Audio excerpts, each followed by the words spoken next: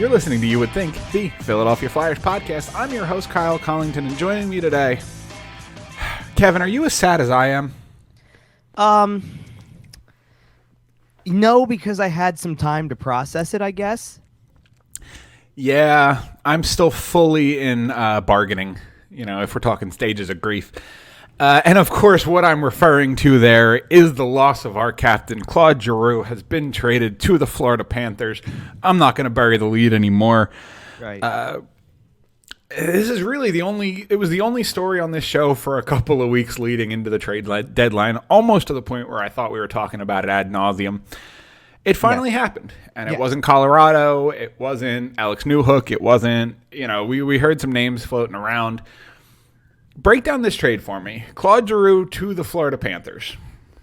All right. I mean, it is what it is because of the fact that Claude Giroux got had a no trade clause, had a no movement clause, could do whatever he wanted to do and go wherever he wanted to go. And he got to pick his destination. He got to handpick it. And he earned that right. First and foremost, before we talk about the return that some people may have thought was a little lackluster, we'll get into that. First, foremost, off the top, Claude Giroux earned the right to the no-movement clause. It was negotiated into his contract. He exercised his right to pick the team he wanted to go to. Correct. And I stand by that 1,000%. He earned the right to make that choice.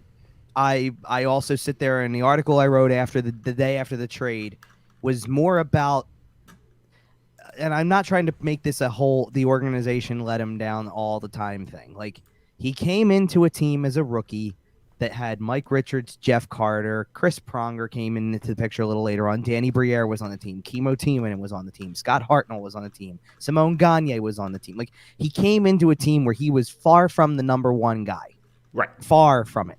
And the thing was that I look at it and I go, if you're going to be mad at the deal, you need to direct your anger and your frustration and all that, not even to just Chuck Fletcher here, because at the end of the day, this goes back to Bobby Clark drafted him. Paul Holmgren signed the contract that had the no trade clause in it. Ron Hextall had this team for 4 years, didn't give them a whole lot to work with. And then Chuck Fletcher. Like, it is a collective from the beginning of his career. Everybody has had a role in this. He's had 4 GMs since he was drafted, 7 head coaches since he came into the league, multiple players, who many of which were painfully average. Yeah, I'm certainly thinking of Michael Rothel, first line winger. I'm not even thinking of that because Rothel was a good, like, Swiss Army knife type of player. Sure, but you don't want Michael Rothel on your first line. No, it's not even if that you can because, help it. Well, I agree, but in the year that he was rising to the occasion because Giroux and Voracek were playing at such a high level. I'm talking about the years of Chris Van de Velde and the year, and this year with guys like Nate Thompson and Patrick Brown and Nick Cousins had a spot in this lineup for a couple there of years. Yeah, there you go. Nick Cousins isn't the one, and that's not to diss Nick Cousins. Like, they're nice. I'll diss Nick Cousins. He's a nice guy. He might be a nice guy, but he was not. I was calling him a nice complimentary piece, as in, like, okay, yeah, stick him on Nashville's fourth line at this stage of his career. That's nice. It wasn't gonna, it wasn't going to work out at that time. I mean, Let's go this way. For how many years would we have classified Scott Lawton that way? But now we look at Scott Lawton and go, no, he's a good, third line. Middle six piece. Middle six kind of guy. Exactly. Yep. Like, Nick Cousins has evolved into what his role is, but at the time, that's not what he was, or what we didn't know what he was. You know what I mean? Like, there was enough players around him. So I look at that and I go, I know there's a lot of people out there that are going to look at that and look at what some of the comments are and look at what some of the reports are and sit there and say Claude Giroux, for lack of a better term, screwed over the Flyers. I really don't like the idea of playing him out to be the villain when it kind of went both ways. He had all this time here. He didn't owe you anything. You all the opportunity in the world, particularly over the time of his captaincy, which was the duration of the contract. Yep. To say, get a better team around him and give him something to work with where he's not quite literally carrying him on his shoulders into a not scoring a hat trick on the final game of the season because you got to beat the Rangers to make the playoffs. is a perfect example of Claude Giroux in this team. And we will talk a little bit about some Claude Giroux moments maybe towards the end of the show here a little bit. Yes. But okay, before we go any further here, I do want to break down the trade because we haven't actually said it. So, going to Florida, Claude Giroux at 50% of his salary retained for the remainder of the season. We expected that to be the case. The Florida Panthers also acquire German Rubitsoft, Connor Bunneman, 2024 fifth-round pick. In exchange, the Philadelphia Flyers get Owen Tippett, who we saw on Sunday. We'll talk about briefly in a little bit. Florida's 2023 third-round pick and their 2024 first-round pick. So you did get a prospect. You did get a first-round pick. That draft is 3 drafts from now. It is also top 10 protected, and if Florida's in the top 10, it will be the 2025 first-round pick. So this isn't a piece you're going to see for a couple of years. Overall, it's a piece that you're not even using for a couple of years, let alone see it you're not going to see it for like 5 years. You're not even going to see the guy that becomes the piece for a couple of years, and that's if Chuck doesn't trade this pick in the near future here, and we'll talk about that too. I'll go out on a limb with that one in a second, but finish up with what the deal is. Right. So there's the deal. Okay. Yeah. And the biggest pieces back are the first round pick and Owen Tippett. Right. Okay. So I guess I'll start with the first round pick because it's going to be the easy one to talk about. Chuck Fletcher's not making that pick.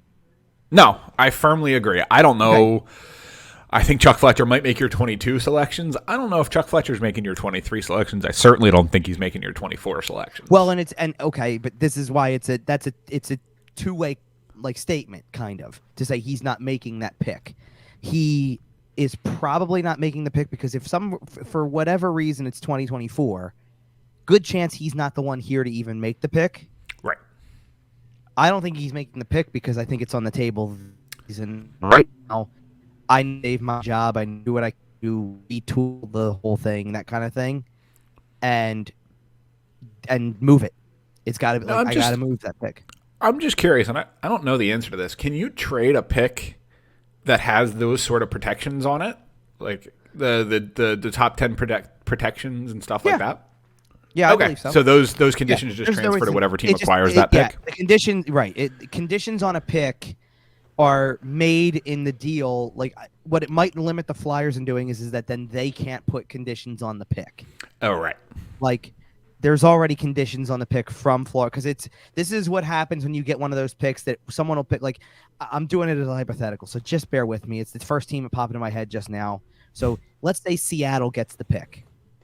It then becomes Seattle, from Philadelphia via Florida. That's how they label those things in the draft recaps. Oh, right.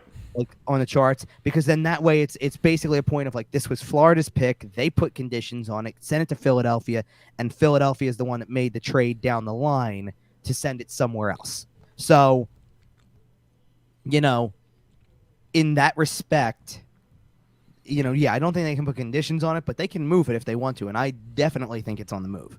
Right. Now, I think my biggest issue with the whole Claude Giroux, no movement clause, et cetera,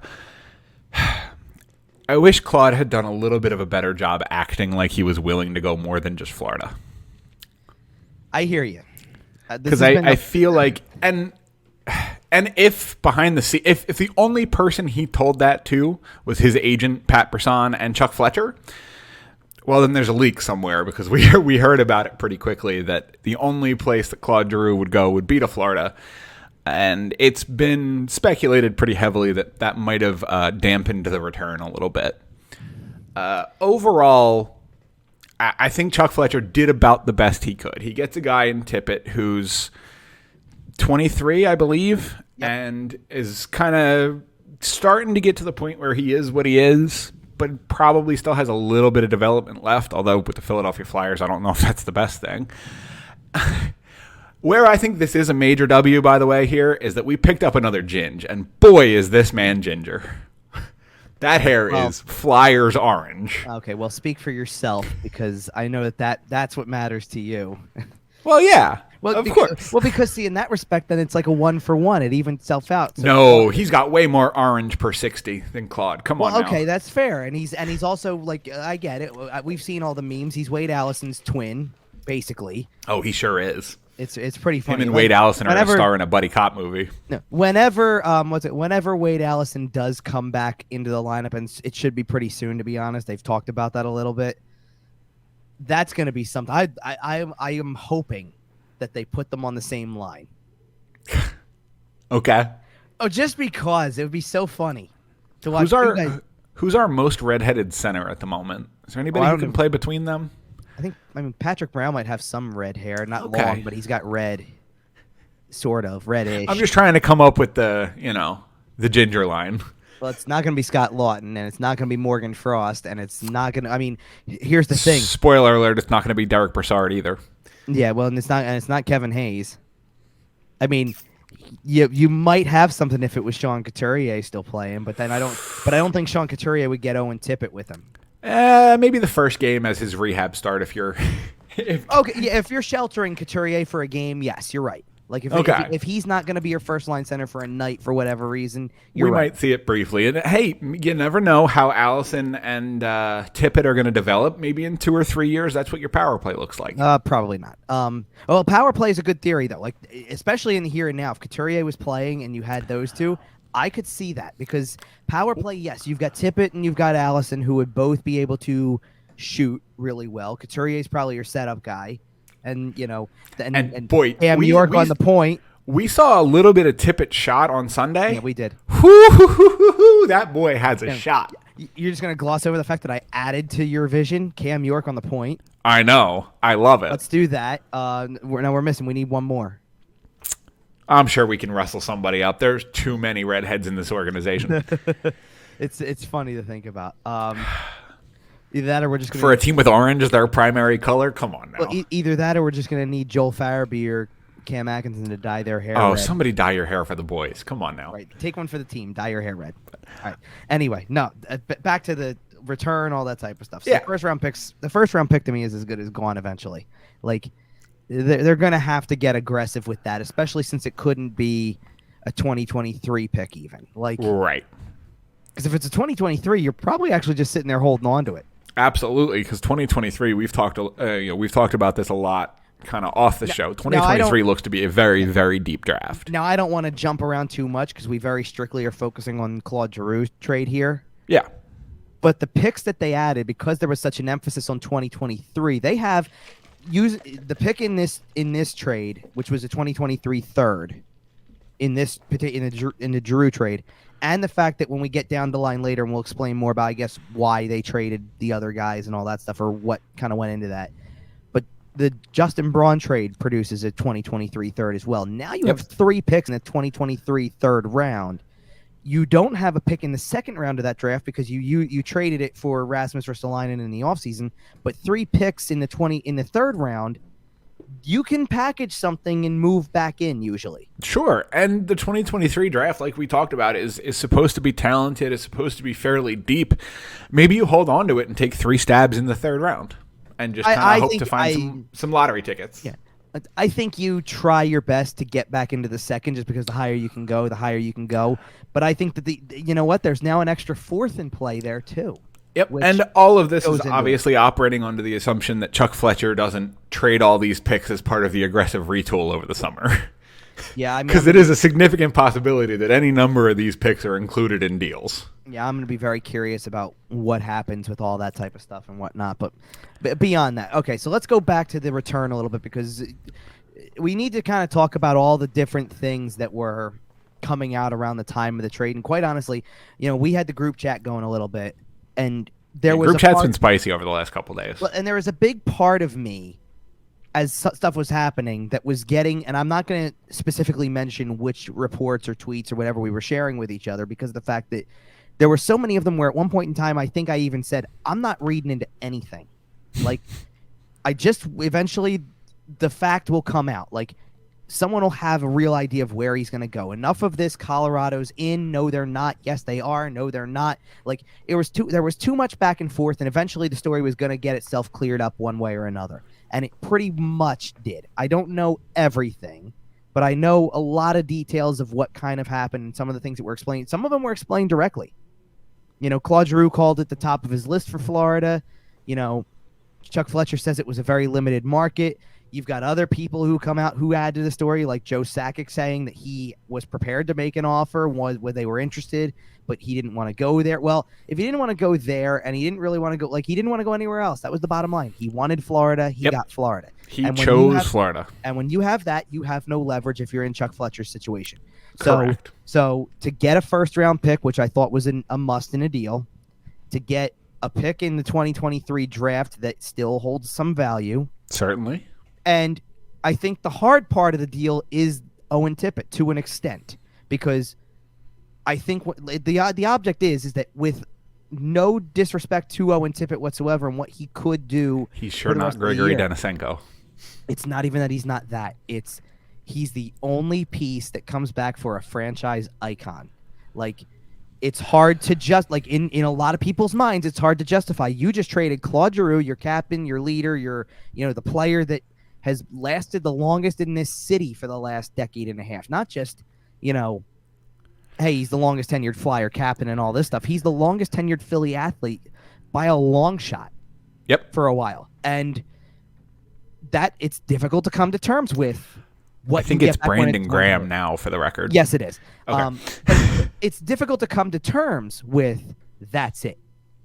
And I even thought that metrics looked a little bit bad when you lay the trade out and you see these things like people who make these graphics, and that's not dissing graphics, by the way. Like, for God's sakes, I do that for the Flyerdelphia account, which I have to completely overhaul now because kind of I don't know if you saw some tweets from some of the beats that were actually at Chuck Fletcher's press conference on Monday after the deadline and stuff like that, but a bunch of the imagery is coming down. Like, they had to take down the banner that he's on, sure, all that stuff, because it changes. So he's the centerpiece of your franchise, and he's gone.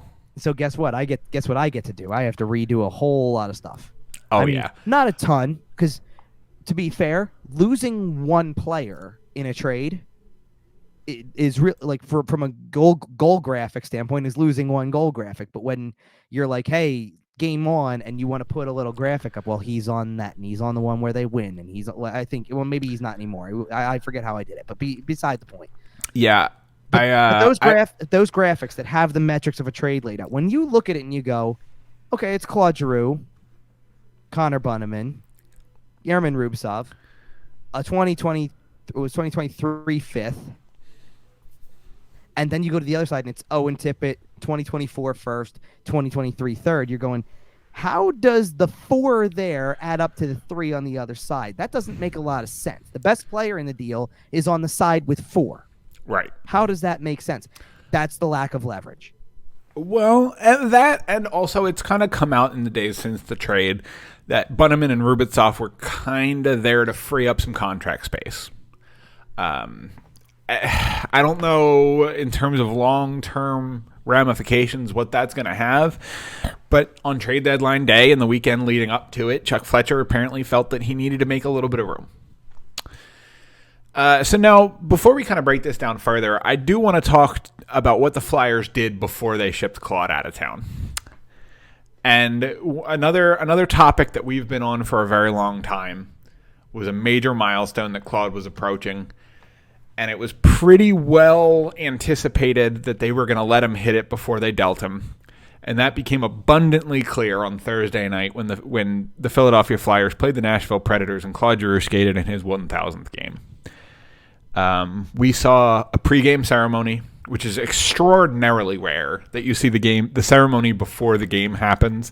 It's one of those things where I don't know if hockey people are just superstitious or whatever it is, but they don't do the pregame ceremony before the 1,000th game. They wait, and then they do it at the next home game, something like that. But no, this time we all kind of knew what it was. The building looked pretty full on TV. You were there, and I'll ask you about that in just a second. 17, 18, 20,000 people, whatever number of people were there, everybody kind of knew. Mm-hmm. And we saw the pregame ceremonies. We saw Bob Clark. We saw the silver stick. We saw his teammates coming up and hugging him. And it was an emotional moment. Kevin, you were in the building. Okay. Walk us through kind of what was in the air that night. Okay, so I do want to clear up the crowd number a little bit because it was not completely quite the full sellout crowd, but it was over 17,000 easy. Okay. It was a really good crowd, probably the best crowd that they've had all season. I'm Going not back, surprised. well, I don't want to say all season completely because I'm going back to like the opener and the first couple games. The team started what, 11-5, something like that. Well, yeah, I guess if you're trying to count like overtime losses mixed in, so they were 8. Sure. You know what? Before the first 10-game losing streak started, they were 8-4-2. I remember that. Okay. Number. So they were 8-4-2. So take that for what it's worth. So this was probably the best crowd since like November-ish, probably. They do the ceremony and all that stuff. Like they do a lot of the stuff that they were going to do for this game. And, warm-ups happen. The ceremony kind of gets closer to getting started. They do all the gifts. They do all that kind of stuff. They give them, all these things. They had given him a bunch of stuff earlier in the day. And, all of that was everything that it kind of was thought to be, but it wasn't, it wasn't exactly like this super emotional thing yet. Like, obviously in the back of your mind, especially for where I'm sitting, yeah, you're thinking about it. This might be the last game, but it still didn't feel that way yet completely. And then, the game progresses. He plays, he self-admitted he didn't think he played the best game, but, I get it. And he did everything, like he kind of tried to soak it all in as much as he could. And he was doing everything he could to try to soak in that moment and still focus on the game. And to the rest of the team's credit, there were moments that weren't very good, obviously. But when it really got down to it, they buckled down. They got the win. That was a gritty performance out of that team for their captain, and you they could got the see win. it. And they got the win. Going back to the last couple of things, Derick Brassard looks like he scored. I don't even think it would have been his goal. I think it would have been another goal for Van Riemsdyk if I really paid close attention to the replay the way I thought I saw it. But everybody was ready to give it to Brassard anyway. It didn't matter. It was knocked down with a high stick. And you sit there and you go, well, there's the bad break. Oh, well, 4-3 loss probably incoming. Or 5. Oh, I smelled it coming all season long. They give up a goal or they get a call like that, and the team just crumbles. Right, and and I even corrected myself, like maybe 5-3. Maybe they give it the empty netter at the end, whatever. Right. And it was not more than maybe 2 minutes later that Rasmus Ristolainen kind of goes end to end, turns on the burners, and makes a nice play. Of all people, and they get a bounce. Because Yep. it goes off. Kevin Hayes didn't shoot it; it just happened to bounce off of his body, and it goes in, and it's a goal, and it counts, and you got a tie game. And then Hayes made the play that Hayes makes on the goal by Farabee is 2019-20 Kevin Hayes. It was good. Which for what it's worth, between Thursday and Sunday, is the healthiest I've seen him all season. Yeah, Kevin Hayes has looked. I don't want to say completely back. He's not fully healthy at all, right? But he's as playing a as lot. He has been. Yep, he's playing a lot more like the guy who lived up to that contract the first year. So this element of he's not out there. Why isn't he out there? Why wouldn't they? They're gonna have an empty net. Why wouldn't they put him out there? And Mike Yeo basically said after the game it was asset management, which I do want to. I there's a reason why it happened the way that it did. Actually, Claude Giroux's last shift with the Philadelphia Flyers was with one. It ended with 1:55 left in regulation. Okay. Know what happened at that given moment? What's that? Justin Braun accidentally cleared a puck into the face of Morgan Frost, and that was the end of Claude Giroux's line on the ice for the rest of the night.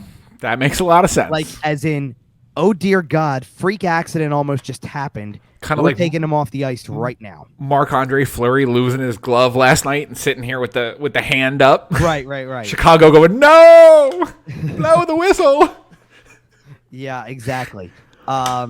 So that was the end of the night. He stays on the bench. He even admitted he didn't sound like he even wanted to be on the ice for the last minute 19 because I'm sure he didn't. Because he's going, the emotions, they're he even said they're putting me up on the board. I don't even know why they're putting me on the board. It's like there's a game going on here. Yep. Like that's how much of a competitor he was down to the bitter end. But they win the game, and everyone else in the building knows that the game doesn't matter at that point.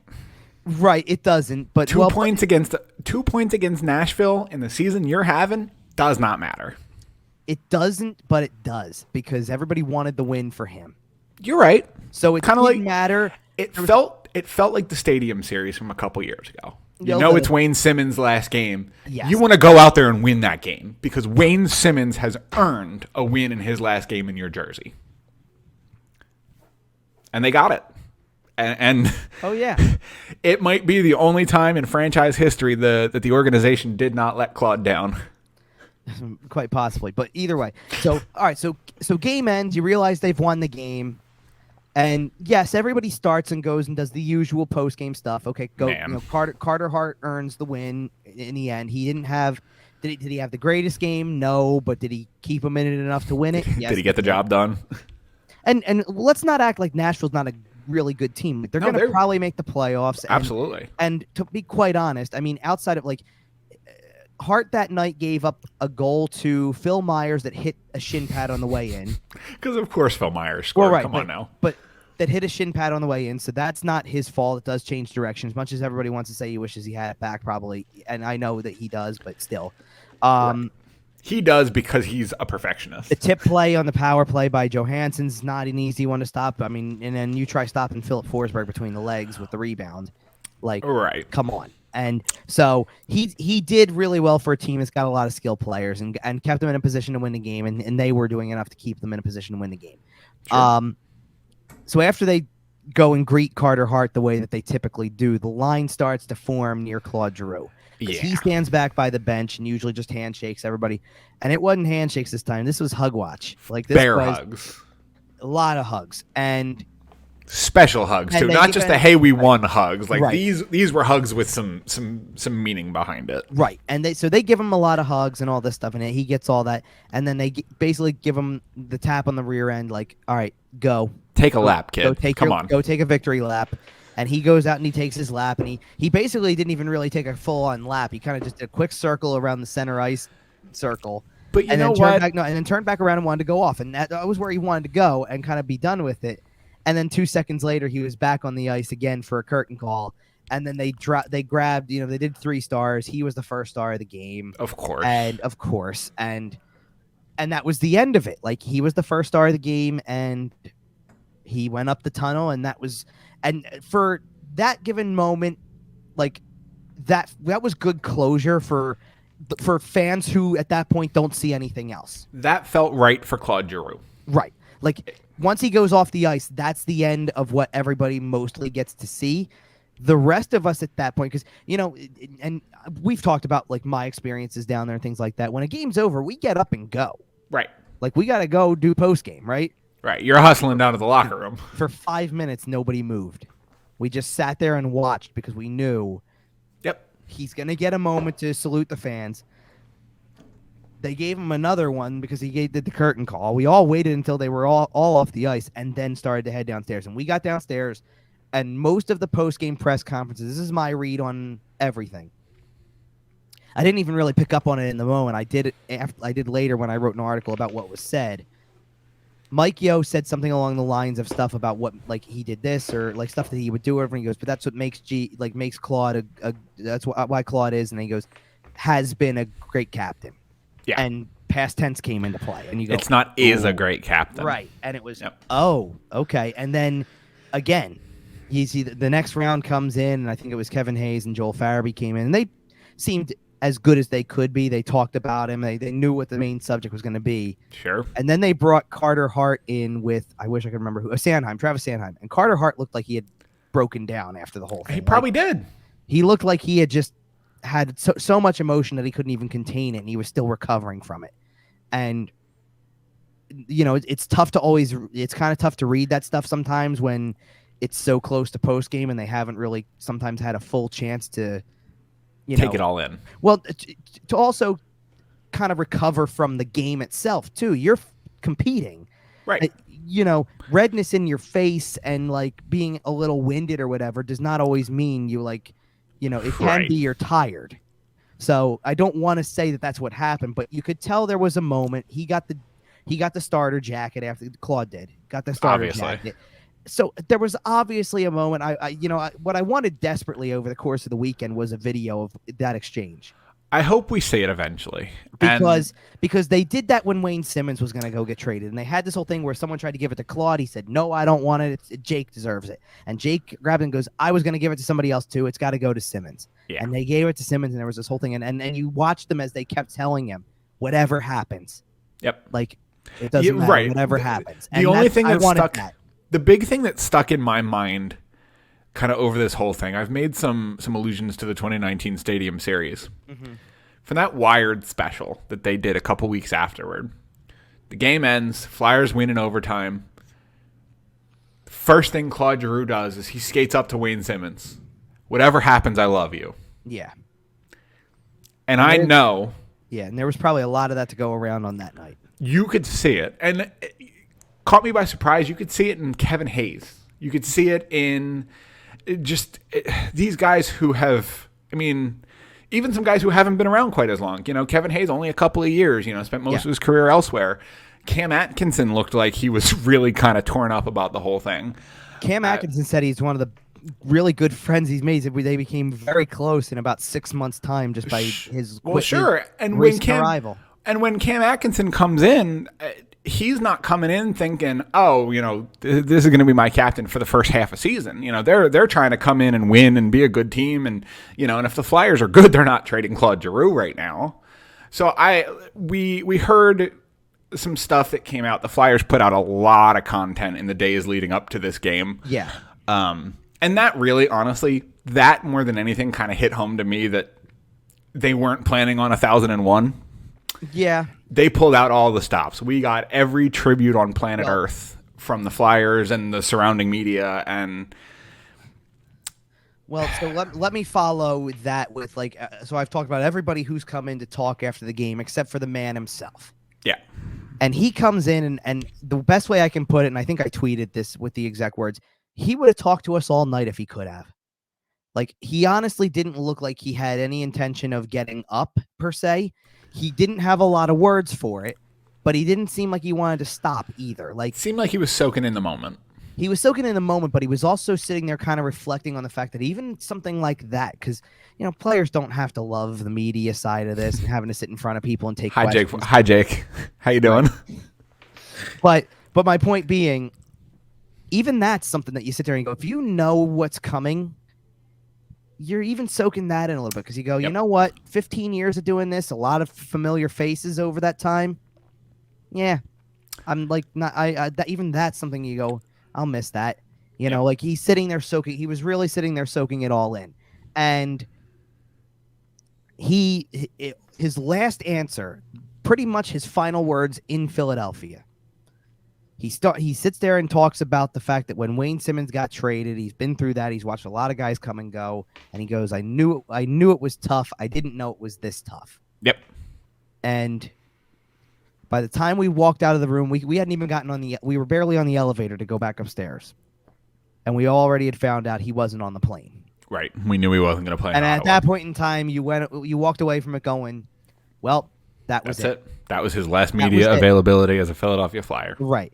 And it's funny because I think I've talked about this before. I don't really like to go in there and I'm not saying I did this specifically with this, but I don't go in there and force questions just to get my voice heard. Right. But when he's sitting in front of you and you know it's the last time after a 15 you want to get your question in. And you've been doing it for 8 years, I got to get one more in there for you. I just to sit there and have a little exchange for my own sentimental value because it might be the last one. Sure. And you actually, I will shout this out here. You made a really nice post on your Facebook and included a lot of really, really great pictures, including some quality Scrum Lurkers content with Claude. I pulled up one of them as I was trying to make that. And I'm going, there was one, I think it was 2015. I don't remember.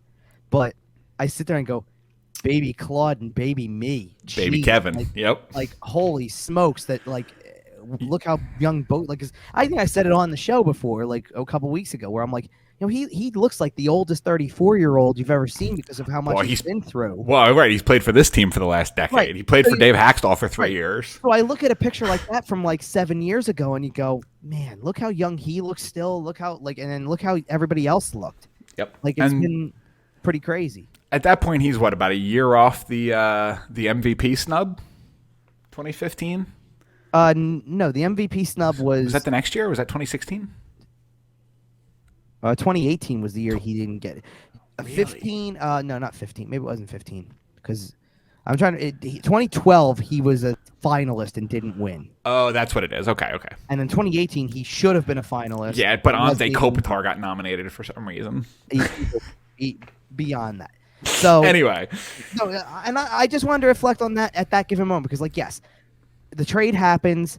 I have my thoughts on what they got back. I had my thoughts on the way that his whole career had gone. I have my thoughts on management. It took me a long time to write the article with everything in my head the way that I probably wanted to process it. I can assure you that between Saturday evening into Sunday, I was sure glad we didn't do a show on Sunday because like, and as we're doing a show now and it's, the deadline is now 7 hours in the past and theoretically over, barring Evgeny Dadonov and whatever's going on with that situation. That one's wild, but either way. No. The Wild got Fleury. Yes, I know. who apparently is already backing up tonight, which is pretty crazy stuff. But either way. Flyers legend Cam Talbot. Yeah. But either way, like, as now that it's 7 hours in the books, pretty much, like, I'm on the home stretch. I'm doing this. I did OMB Puckcast like an hour ago. Yep. Seriously, I did like an hour with them that started at 7:30, and we just went from there. So that lasted for a little while, and then I had a spot on 97.3 today for a few minutes. I had Chuck Fletcher's press conference from today was one of the things. I wrote up Claude Giroux's introductory press conference in Florida. That was weird, man. Like, while I'm keeping track of the other stuff. They made 2 more trades today that we're going to get into. Like, a lot of things are happening. So yeah, I haven't exactly slept a whole lot in the last few days. So it took a while for me to process like my feelings of the trade in general. But in that given moment, as I'm posting all those pictures, it was just, and I did post the same message on Twitter as I kind of had to edit it down a little bit to fit the character limit and stuff. And I didn't include all of the pictures because I didn't want to make 3 photo posts. Basically, but nonetheless, like the point of the whole post was, listen, I was lucky enough to cover half of the guy's career. I got the jersey that's behind my shoulder this time, which I swapped out the usual one that's in my backdrop for this. Yep. And also you got the poster up there. Make sure to check out our YouTube channel. Search You Would Think. You can find us. Watch our episodes. The reason I have the jersey here is because I'm pretty sure, at least from where I'm sitting, I'm looking at a monitor right now that has what's on my screen on it. For what's on camera on it. I think you can see that there's something across the 8 there. Yep. We do see that. Yep.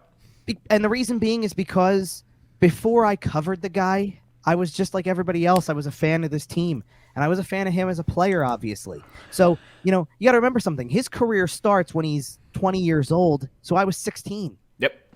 I'm watching him as a 16-year-old, and, like, of course I'm a fan of his. I'm not doing anything like this yet. And then, do I have way more respect for him now, and have I had interactions with him and things like that? Yeah, absolutely I have. And does it make it different because I got to do that? Sure it does. Yeah. You have a perspective that not many people get to have. Now, yeah. I was going to mention that one of my biggest regrets of the Claude Giroux era, I was lucky enough to go to 2 or 3 Flyers Wives carnivals, and I never bit the bullet and waited in the line for Claude. I took it for granted. I went with guys with shorter lines. I went with guys who were a little more available.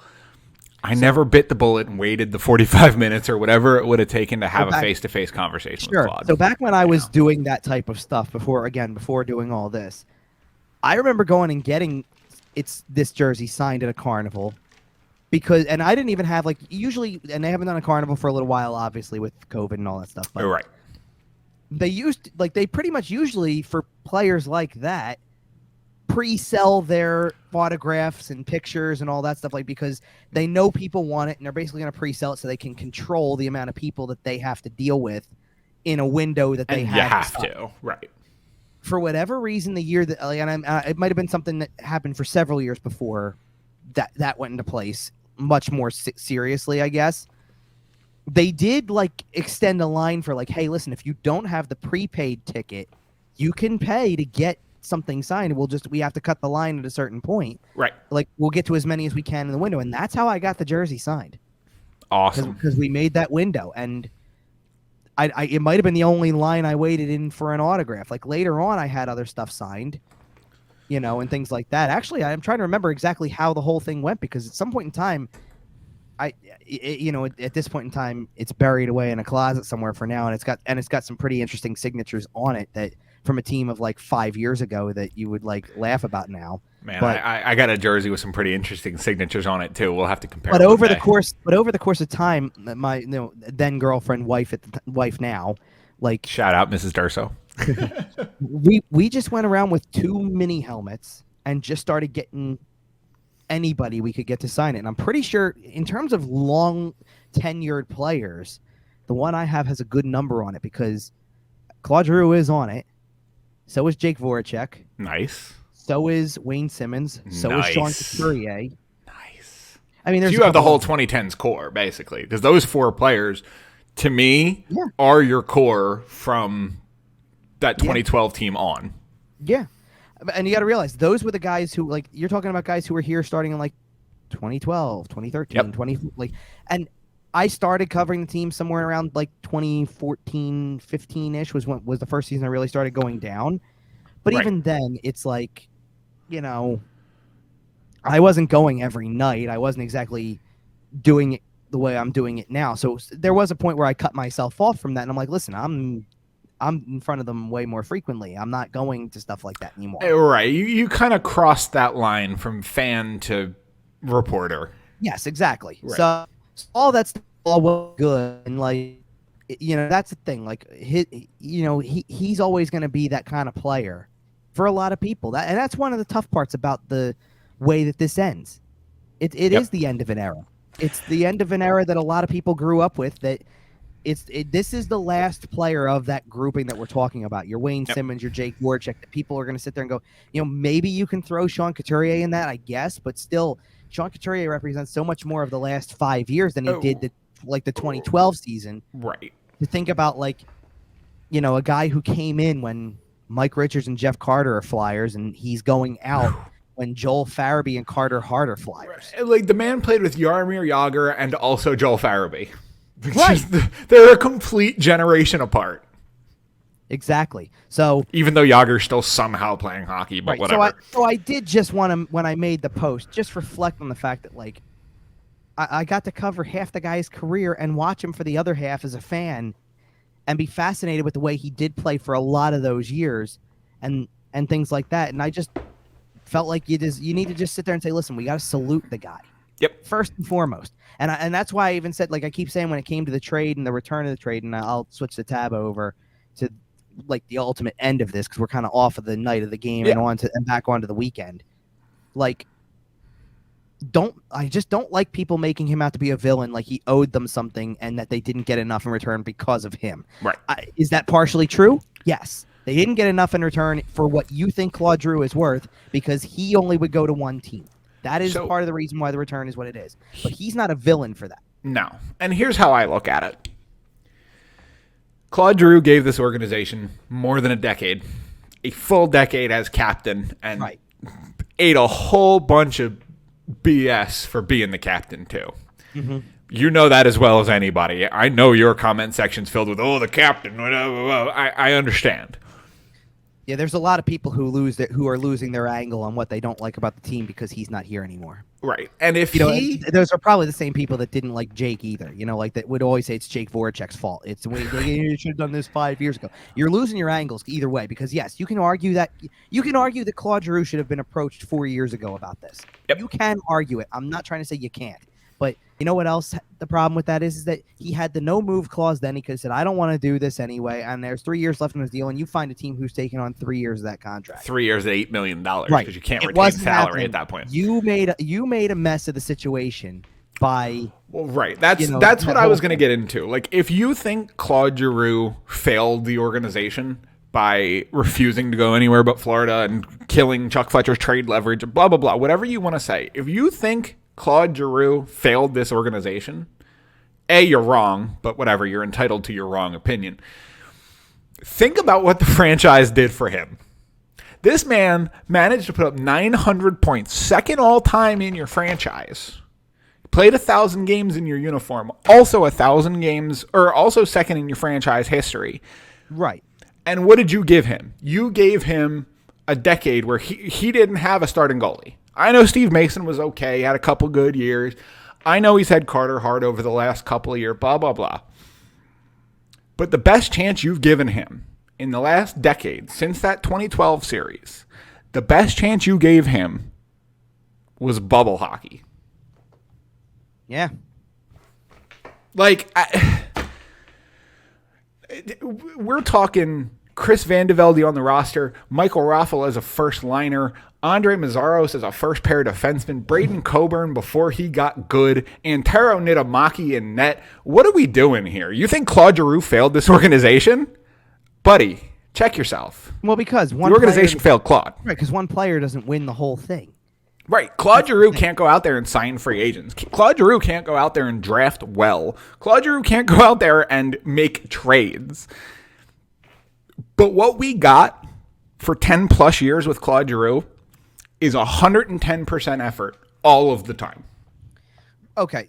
Well, and here's the thing. Like, I'm agreeing with you. I'm saying, like, he gave you, pretty much every night he gave you as much of an effort as he could for what he was able to do at the time. And for large stretches of time had superstar ability and was giving you superstar production. So the other part of it for me, or another part of it for me that's, that needs to be talked about, because look, I agree with all of this stuff. We do need to talk about part of what kind of happened, or what the story is that happened, because there's been a report that he wanted a handshake agreement that they would bring him back in the offseason to move him, and that was the ticket to I'll let you talk to more teams. Something that Pat Brassard has since denied, by the way. He's denied it. Giroux didn't give any details. He's not going to. No, I know. And Fletcher said he didn't need it either. Right. Now, that being said, I didn't believe Chuck Fletcher. Okay. For what? Do you want to know the reason? Because within 90 minutes of the trade being reported, not formally announced, but reported, I had a text that basically said there's zero chance he comes back. That's heartbreaking. But that said there's zero chance, and it had everything to do with that exact scenario. Right. So, and it came from somebody who has filled me in with information before. That this is a reliable source. That is not always completely accurate, but always on the right track. Like, well, there's details that come out that, like, enough details that are right that I go, okay, I buy this. I might be pushing this a little bit, but if this turns out to be true, if you're not willing to give the Claude Giroux the assurance that, hey, there's a spot for you here if you want it, I might not be the first person to say this, but Chuck Fletcher needs to go. As far as I'm concerned, I'm not, and it all depends on how the conversation happened, right? If Claude comes in and says, I want $8 million, I want to re-sign my same contract, blah, blah, blah, then I understand where Chuck Fletcher's coming from. But if Claude Giroux asked, hey, is there a spot for me here next year? And Chuck Fletcher said no, that is organizational malpractice. I don't think, okay, so this is where my theory comes into this a little bit. I don't think Chuck Fletcher's the one who denied him a spot next year per se. I think we have to go back and revisit the midseason press conference where Chuck Fletcher was supposed to address the media solo, and Dave Scott joined him. And Dave Scott gave a list of who he called the core and did not include Claude Giroux in that core. Right. And I think that the higher-ups turned around and said, it's time, new era, new chapter, turn the page, he gone. And I think that Chuck just ends up being the fall guy in a lot of that. Yeah. Well, because of the fact that at the end of the day, what happens to anybody else? If he's the fall guy, then the same people who we continue to discuss, because pull up the front office list of hockey operations on the Flyers website. I don't need to, because it stops after two names for me. You know what they are, and I know you're right, so say them. Robert Earl Clark and Paul, whatever his middle name is, Holmgren. You should have just said, you didn't need to say whatever his middle name is, but you got the two right. That's it. Those are the two guys. No, and for what it's worth, they were both there on Sunday. Yep. They were both there on Thursday. Well, yes, but okay. But see, if you want to say they're both there on Thursday and the whole goal is we're honoring Claude Giroux's career. Man, I know. No. That I respect because he's the second guy to get to 1,000. Bobby Clark should be there for this as the other guy. No, I'm so sour on Bobby Clark right now. No, I really am. Okay, listen, here's where I'm trying to go with this. Like I'm saying, if Bobby Clark is the, hey, pop your head out and do the ceremony, present Claude with the silver stick, go out and shake some hands, you're fine. Yep. It's the fact that he's up in the box. And it's something that people in that city, I say that city because I don't no longer live in it, otherwise I would have said this city. People in the city of Philadelphia have been saying it for basically since the Eric Lindros thing. Bobby Clark, the player, love him. Bob Clark, the executive, not so much. Right. Now, and here's the thing, though. There's people, though, that look at Clark and look at Holmgren and go, you know what, though? They contended more often than not with them because of the fact that they were willing to go and get... Is contending good enough? Well, no, but see, that's... Okay, so again, my argument with where they are right now is, and I based everything off of this. I think we had a chance to talk about this on the last show, and that was the kind of precursor to everything that came up, but it really set the stage for all of this, which is when you sign an extension with Rasmus Ristolainen, which is not about the player for me, it's about the money and the years that you just tied up when he was a perfectly reasonable candidate to be moved at the deadline to send your team further into the right direction that everybody feels like you should go with, instead of the idea of accepting. We called the last episode perfectly average because that's what they're accepting. And Claude Giroux walked into a room today to be introduced with a new team that is going to truly contend. And he knows it. And he knows what he's playing with. And he's excited for it because he knows it. And we heard him say it. He said he feels like he's giggling like a school child because he gets to play with Alexander Barkov. And I said something in the group chat. Who is the last... I don't know if Claude Giroux has ever played with a player of the quality of Alexander Barkov. And I think Alex Barkov is the best line mate he's had since Daniel Briere. And when did Danny Briere leave? 2014. Okay. So when I talk about the organization failing Claude Giroux, that's what I'm talking about. And that's what I mean. You're talking about basically the duration of his captaincy, because the last good line he truly... I want to take away from Danny Briere, but...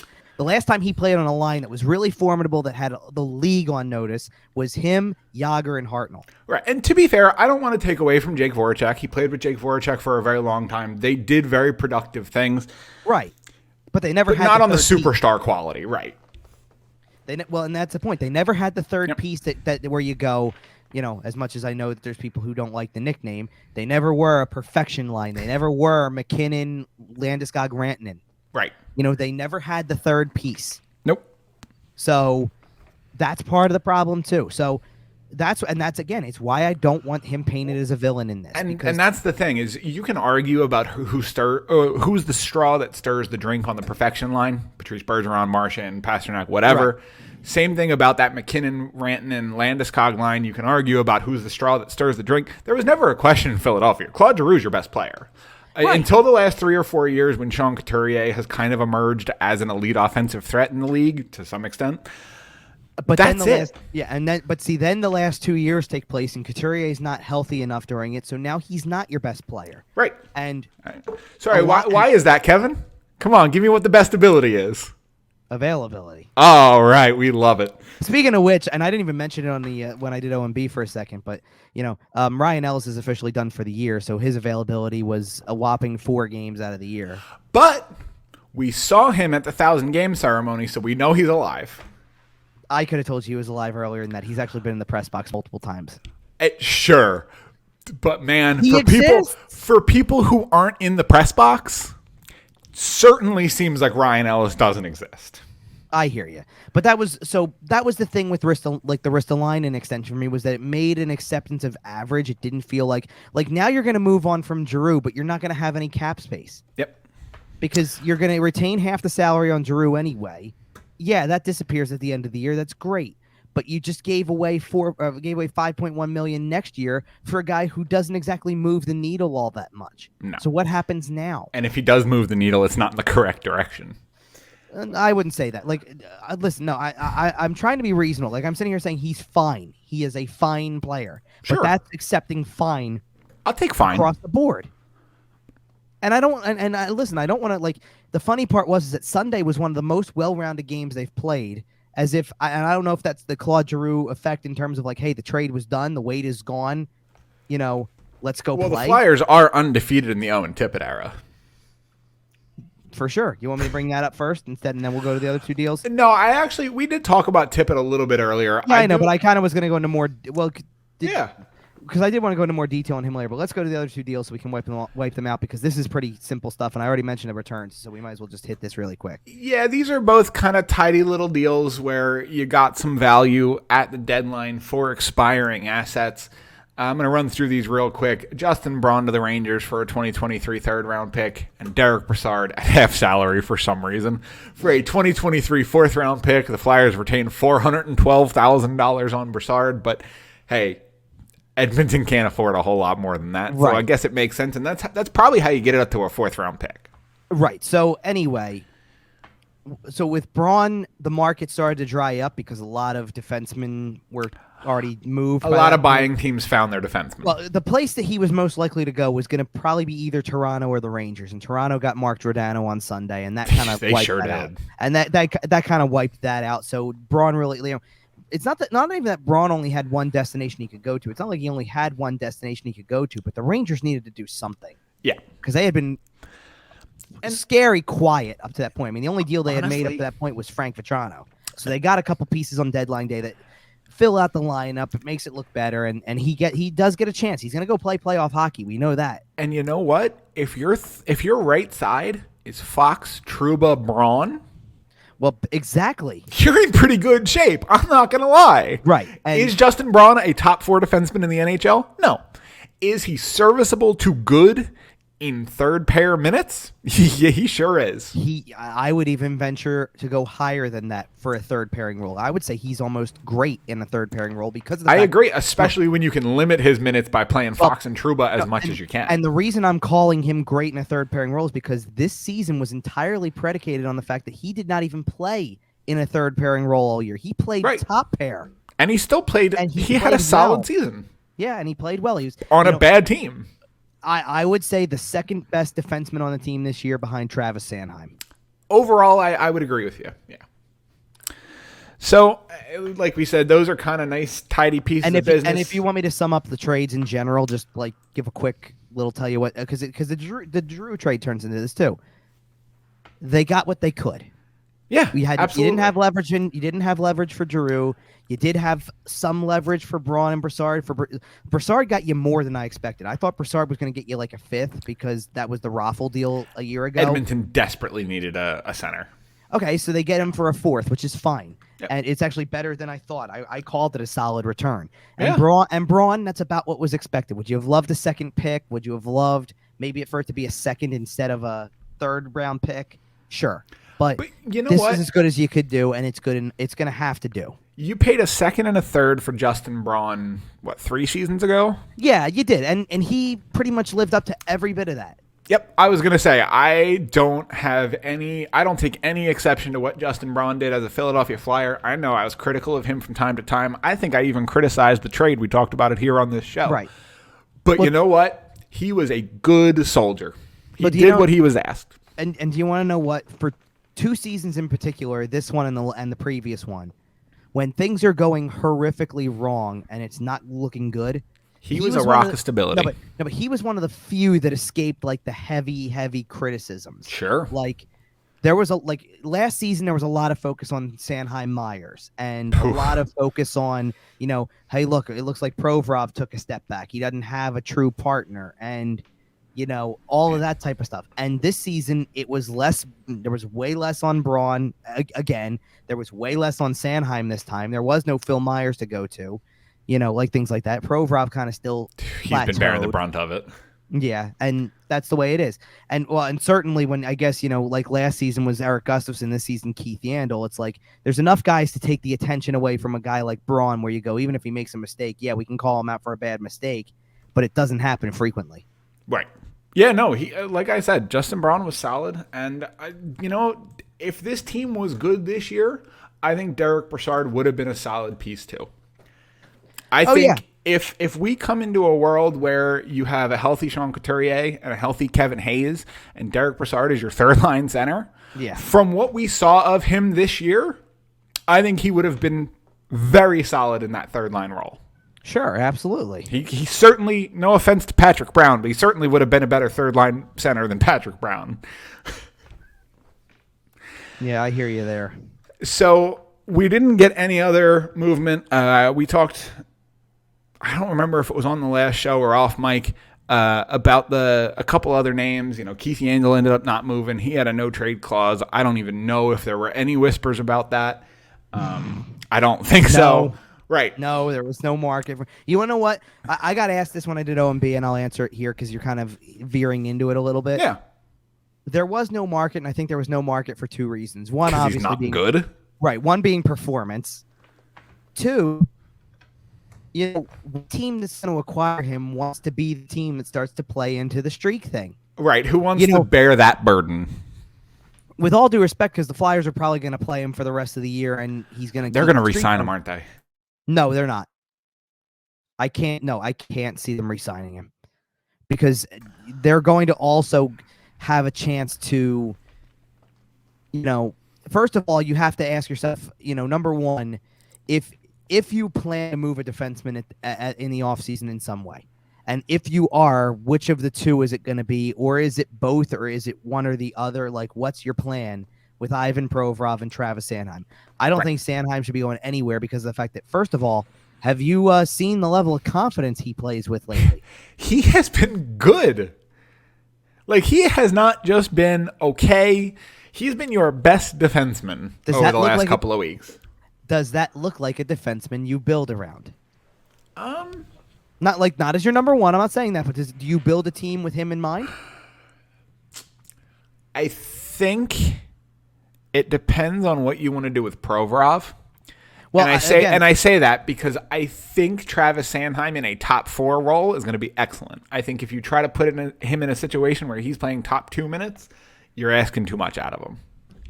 Okay, and I agree. I'm not sitting here trying to vault him to a number one. I'm just I'm not saying build around him like he's your cornerstone defenseman. I'm comfortable not trading him. I'm comfortable keeping him on the team. Yeah. Right. That's my point. He's not a guy I move on from. He's not a guy that I say, change your mind about where he's what he's going to do or whatever. And he's giving you enough that you have a piece that you can keep on the roster that you're starting to know what to expect.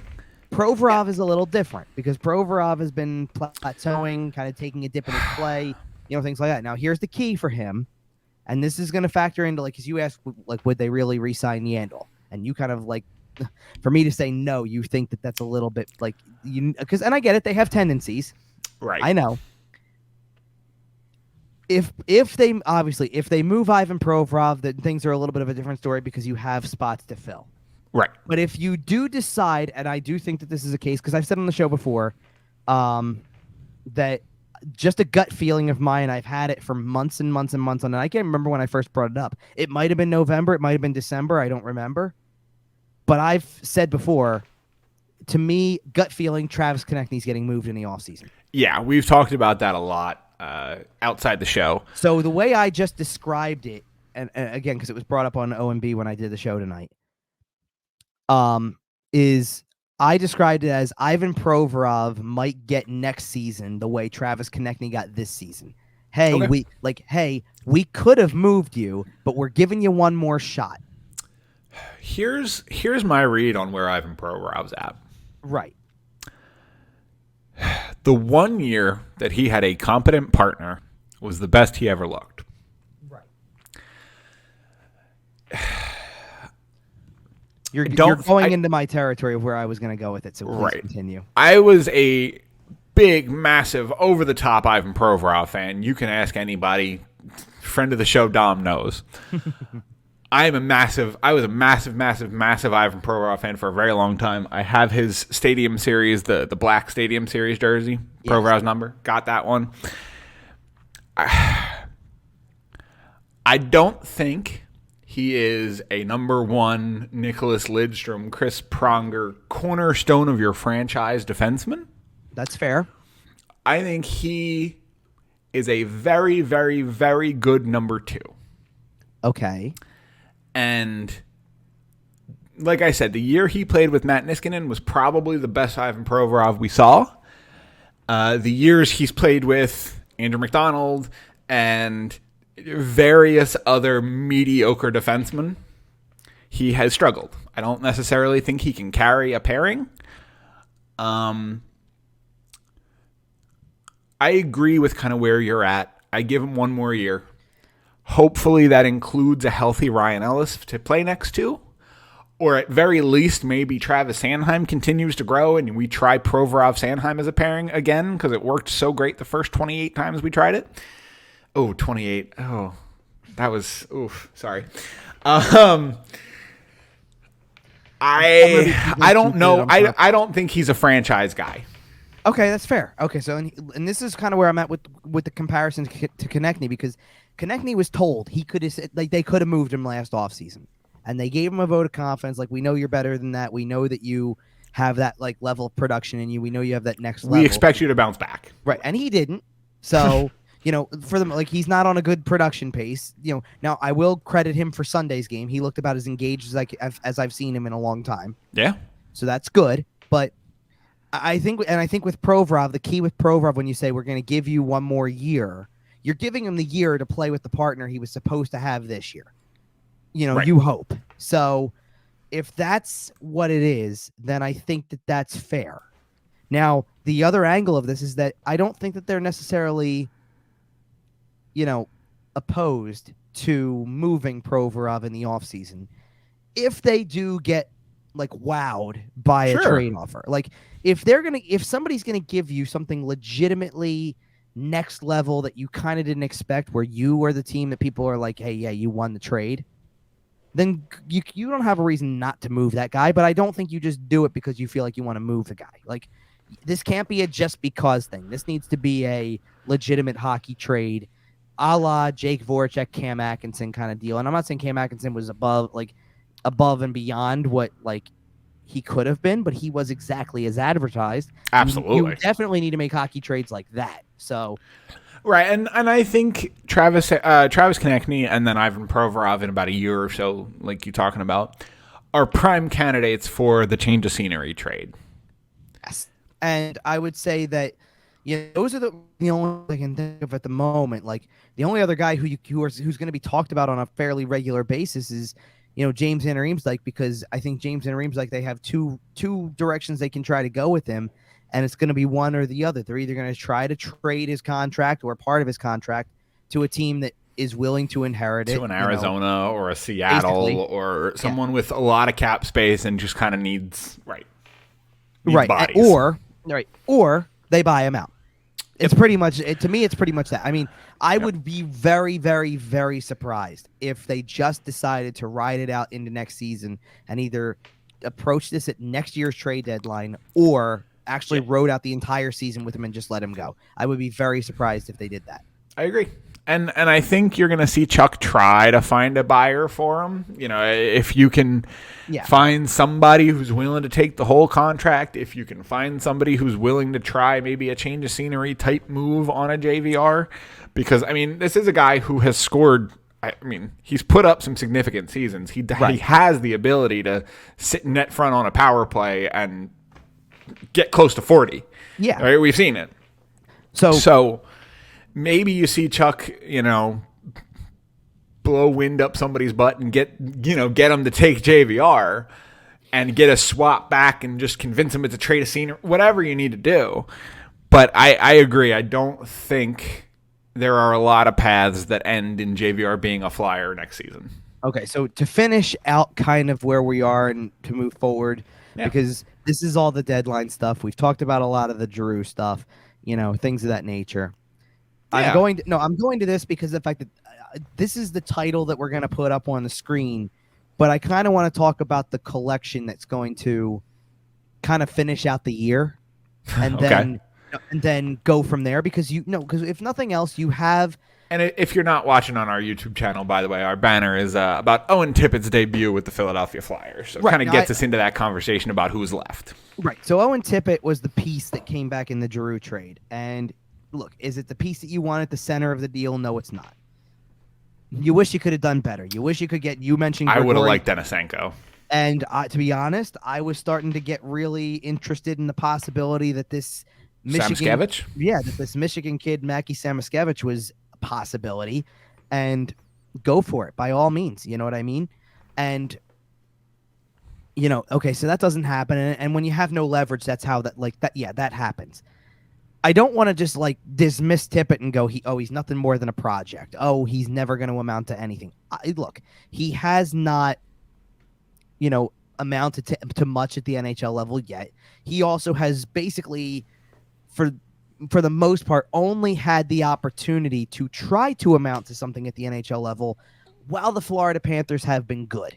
All right, their lineup is stacked, and especially when you're a forward. Right, and the style he plays, kind of similar to a JVR type, it's not the best suited for a bottom six role. He's not the best defensively. He's not playing muck and grind hockey all that much like you see in your bottom six. Right. If there's anything that he wants to improve upon, and kind of develop in his game, it's definitely the physical aspect of the game, and it's definitely the defensive side.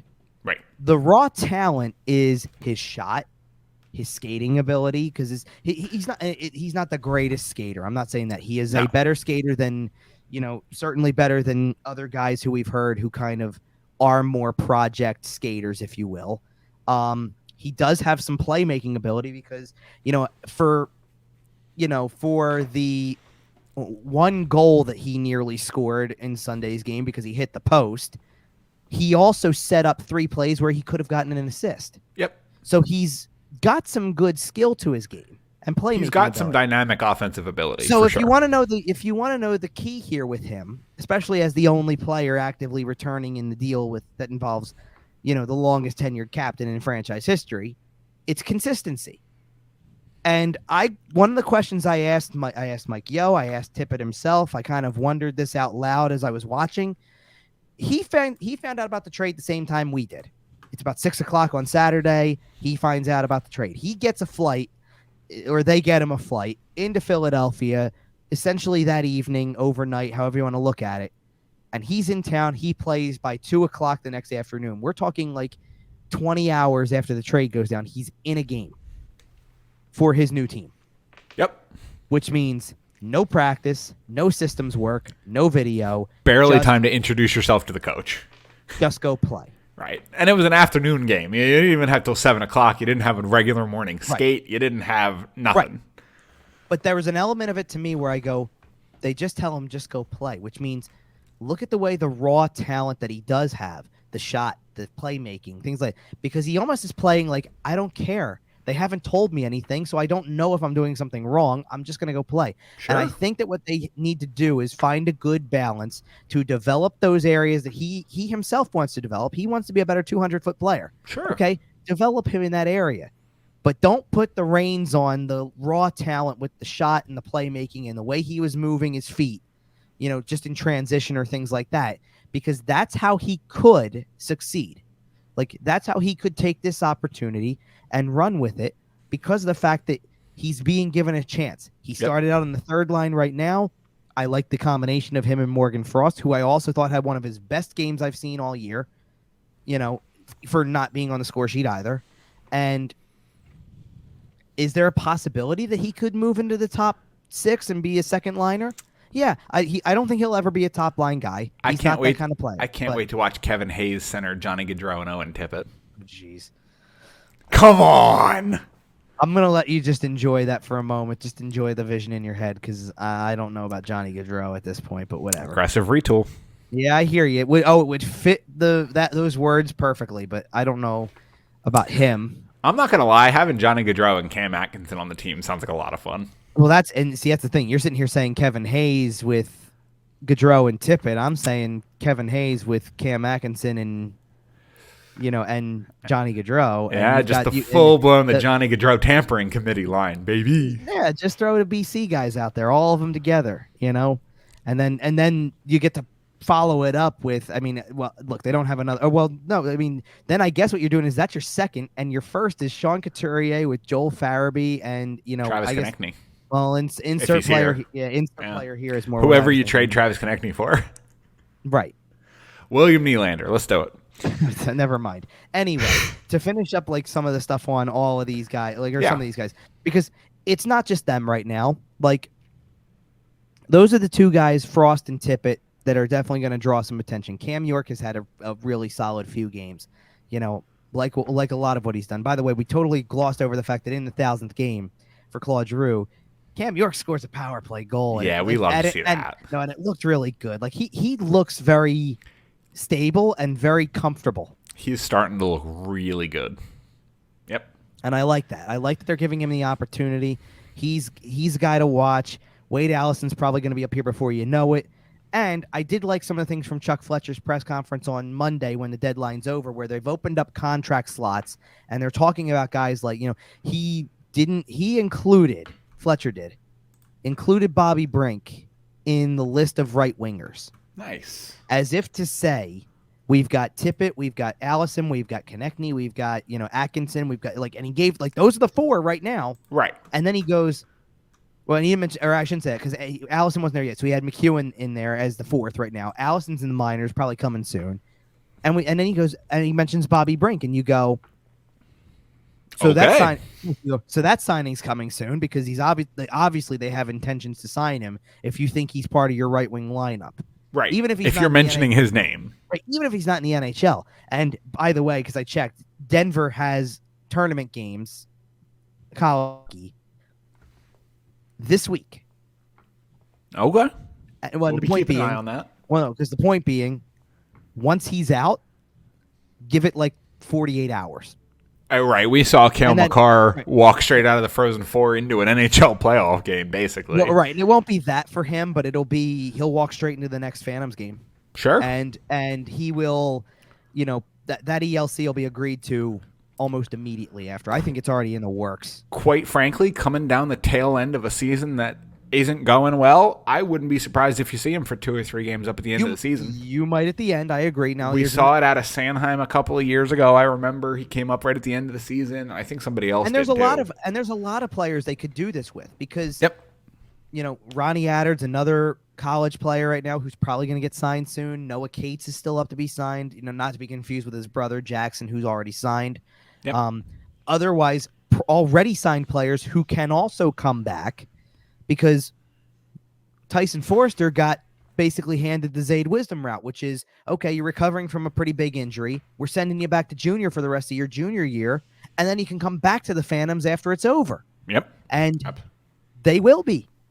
I see it for sure. They'll come back, and they'll finish the year out there too. So you're going to possibly, with the Phantoms lineup, add Bobby Brink, Ronnie Attard, Noah Cates, and then these two others who are already under contract. There's a lot of pieces like that. So that's, certainly something to watch out for. And whatever guys come in, another guy who could get a call up down the line is Tanner Lazinski. He could come back in and play. You've got a lot of young pieces that you can get a look at. And I think that's the bright spot for the rest of the year is what does Owen Tippett give you? What does Morgan Frost give you? And Owen Tippett and Morgan Frost got the distinction from Fletcher of, they've paid their dues at the AHL. We're giving them the rest of the year at the NHL, and they are not going back to the AHL when the season's over. They're just getting treated like NHLers for the rest of the year. And I think that's fair. I think that's the right call. You need to just see. At this point, you need to see what they can do. And what is Morgan Frost at the NHL level? We need an extended look at him. And that's why, I look at Tippett's first game, and I go, I like just about everything I saw. I almost can't point out anything that was wrong with his first game. But will he do that Tuesday? Will he night do that in Thursday? and night out? Will he do it Thursday? Will he do it, maybe not Friday, but can he come back from maybe a rough one on Friday because they played Thursday? Will he do that every time he pulls on that jersey? Right. Yep. And, let's put it this way. We're going to watch this new look line up to an extent because it won't, we already were used to it kind of because the only difference from Sunday is Derick Brassard's gone. That's the only difference from the lineup. Yep. They already played without Giroux. They played without Braun on Sunday, and they won a game. Yep. But beyond that, don't expect to see that very often. Well, look at who they're going to play coming up. But that's what I'm saying. But the point being also, they're going to play tomorrow. They're going to play Tuesday and get a game in with that same kind of group pretty much. And then we'll start getting weird if it wasn't weird already, because then on Thursday you don't have a game until 8:00 at night and you might luck out with this because you're going to the game in St. Louis, so you won't be home to watch it. But from 7 to 8:00, a bunch of us can watch Claude Giroux debut with the Florida Panthers against Montreal to get a look at him in the Florida Panthers jersey for the first time. So does he score 3 goals or 5? What do we think? I don't know. We'll see. You know what? I wouldn't be shocked if he does. Look, you know what? In fairness, I don't want to sit there and jump the gun on Tippett, because the fact that the other thing I thought on Tippett was, listen, he just flew in. He's trying to make a great first impression. He's like running on pure adrenaline at this point. Sure. So one game is not going to make me, who goes to 40 some odd games a year, freak the hell out about him because of the fact that he looked good the first time he put the jersey on. Can he do it? Like, again, consistency is key. Yep. But if he does put some of those efforts together consistently over the next couple of days, especially these first few games, I don't think we're going to get to April 2nd when the team's back home and he's got a goal under his belt or a couple of points. I agree. He's going to start to set up guys because he's getting an opportunity, and that would be a good thing, to be honest. Like, it would be nice if I saw his first. That would be cool. There's a real possibility. You sat there for a long time kind of questioning whether or not, like, hey, is it possible St. Louis is in on this and Giroux could go to St. Louis? And there were some whispers, nothing serious, but there were some whispers. And no, that's obviously not the case anymore. But but you do have that shot. You might see Owen Tippett's first goal as a Flyer. Hey, maybe at least first point. I'll take it. But all right, we're gonna go ahead and put a little bit of a wrap on what we got going. I'm gonna hit our socials, and then I'm gonna tease this. We're gonna go out on something good. Okay. So before we get to that, make sure to follow us everywhere. Subscribe to our YouTube channel. Follow us on Twitter at YWT Podcast. Follow Kevin at Kevin_Durso. It's all been scrolling at the bottom of the screen. If you're watching, you subscribe to us on YouTube, iTunes, Google Podcasts, Spotify, SportsTalkPhilly.com. We are all over the place. Make sure you're following at SportsTalkPHL and at Flyerdelphia on Twitter too. And other than that, as far as the socials go, I think that's about it. Yes. So What's your little idea here? As we head to a wrap today, I think we end it with this. Give me your best Claude Giroux memory. Now, I'll give you a second. I'll go first. Okay. It wasn't going to take me that long, probably, but I'll let you go first. I have 2. Okay. And I'm probably going to double up myself, but I'm thinking about that. If I feel like I need to. You go first. I have one that I was in the building for, and one that I was not in the building for. Which one do you want first? Give me the one you were in the building for, because I feel like I know what it is. I feel like you probably do too. So it's a cold, rainy night in February of 2019. Yeah, and the Philadelphia Flyers overcome a 3-1 deficit to beat the Pittsburgh Penguins 4-3 in overtime, with Claude Giroux scoring an absolute beauty. And that team, that game, it was cold. Yeah. It was rainy. I was extraordinarily glad that we bought tickets on the suite level so that we had the heated concourse. I actually got to go dry off a little bit during, I think it was Luke Bryan or whoever played it. I don't remember. Keith Urban did. Keith Urban. I'm sorry. I don't follow country music. I'm sorry. No, and you know I do. But besides, I didn't even see him because I was actually doing a video intermission report with 97.3 at that time. So yeah. But that game, Claude Giroux scored, and he circles towards the glass. Hold on. Wait, I'll duck out of the way. Right. And he circles toward the glass. The picture's behind me. And he does what you see there on Kevin's screen. And he gives a pose that he's given a couple of times in a Philadelphia Flyers. And he scores an overtime winner, and he just holds his arms out. And it's very, are you not entertained? And my God, we were entertained. Okay. So for that one, I want to say thank you for that experience, Claude. That was a once in a lifetime for me. Okay, so what's the moment that you have that wasn't, like, you weren't there for, that you're going to It's the shift. Okay, that's fair. It's opening the 2012 playoffs. You knock Sidney Crosby on his rear end. The Wells Fargo Center goes absolutely bananas. 30 seconds later, absolute bar-down snipe. Pounds the glass. Tons of emotion. Let's go. See it clearly in his mouth. Man, I know they didn't. But in that moment, I thought they were winning the cup. I thought the baton was handed, if you will. So, all right. So let me do this because, okay. So I did write a 10 top 10 moments thing, kind of in retrospect for his career. Sure. And you just mentioned the top 2 that were on the list there. The shift was number 1. Believe it or not, I know it feels like, yeah, listen, the Stadium Series feels big, all that stuff, but the shift was number 1. It has to be. It has to be. And then the Stadium Series goal was number 2. And then I'm going to go through the third one really quick, and then I'll get into some of the others that matter to me because of the fact there's a difference. But number 3 was this Stanley Cup final overtime goal. Oh, man. Yeah. Fair enough. And that's where I kind of had to then dig a little because there's a lot of other stuff I threw in, honestly. The turnaround goal against Columbus gotten a lot of love recently. But that was one of them. I had fun fact, I was at that game too. Oh, really? Okay. Yeah. So I had that one in there. I'm gonna try to keep going because it was that one. The Winnipeg goal with Ghost in overtime. Nope, I didn't put that one in there. Okay, that made a lot of the compilations, and I just wanted to mention I was at that game too. Oh, and that's fair. And it's fair. It made a lot of compilations, but no, it was not. That's not my number 1 or whatever. That was the first time, by the way, I remember him hitting the arms out. Are you not entertained? That was the first time I remember seeing it. Okay. So here's a couple of mine personally, and I'm going to echo yours. One of yours because the Stadium Series is the best game I ever got to cover. I was not dealing with a cold and rainy night because I was inside of a warm press box behind glass, but. Beside the point. Yeah, okay. That's on our channel. Sorry, my nose itches. Sorry about that. But either way, it was a great, obviously it was one of the coolest things I got to do. It was much more of a national event. And then the game had a crazy ending where they rally back from 3-1 down to win the game in overtime. Even the Gino goal that hit Brian Elliott's glove popped straight up in the air and then hit the back of his foot. It was wild. Yes. It was a wild game. So most of what I'm thinking of from here to kind of double up on that is just a couple of the moments I can actually remember covering in person. Okay. Again, stuff that hits highlight reels. I was at the regular season finale against the Rangers with the hat trick. I was at right before that, he also scored in overtime against the Bruins, faked between the legs. That was a big goal. I remember that one. That was fun. A fun game to cover.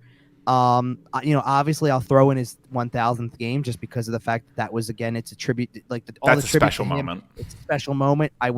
It definitely started to hit me on the way home what I had just watched, and it was kind of that. It hit me hard because if I still lived in the area, I would have been there. Right.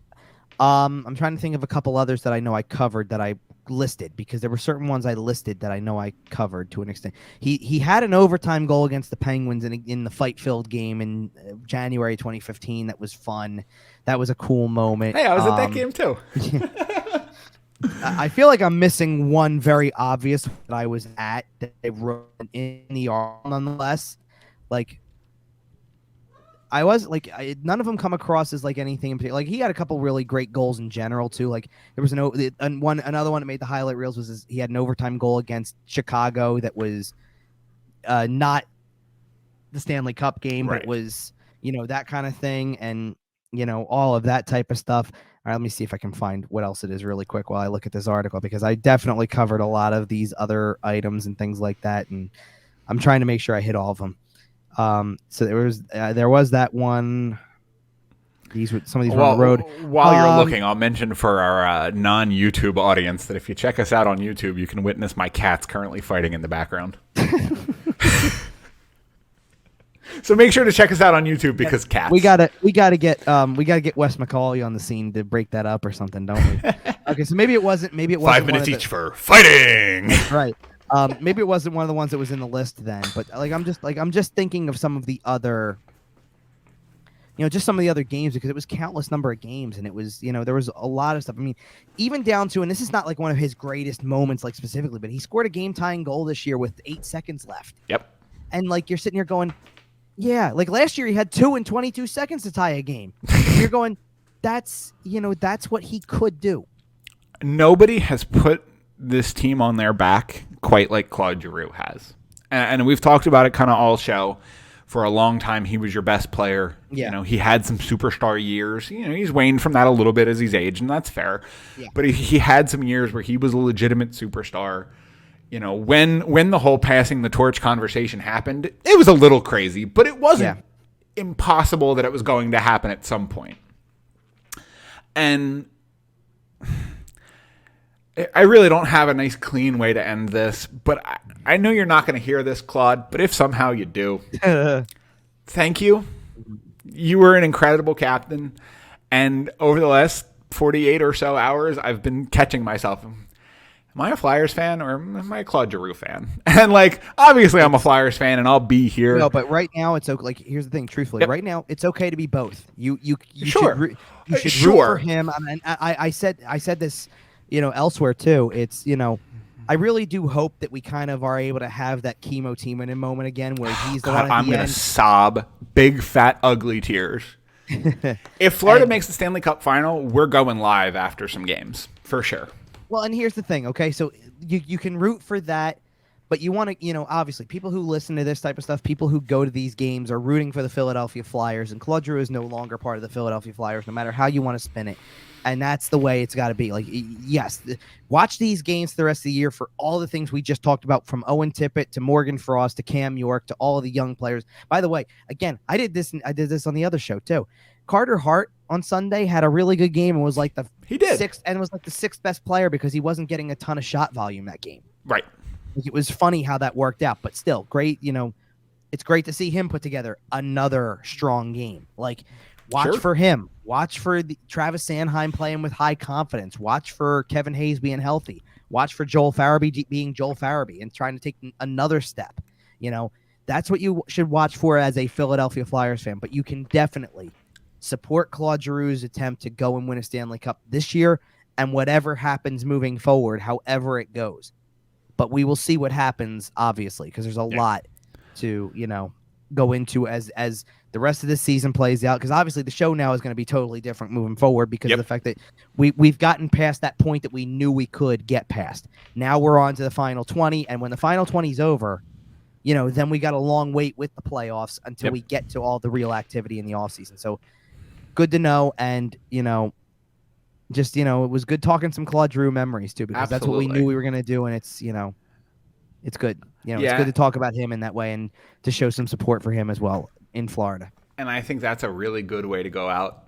Claude, go win a cup, man. Yeah, for sure. So we'll be back next week, and we will officially begin the post-Claude Giroux era here on YWT.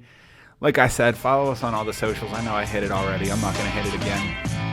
The captain deserves to have the last word here. So, Cap, one of these days, we'll see it.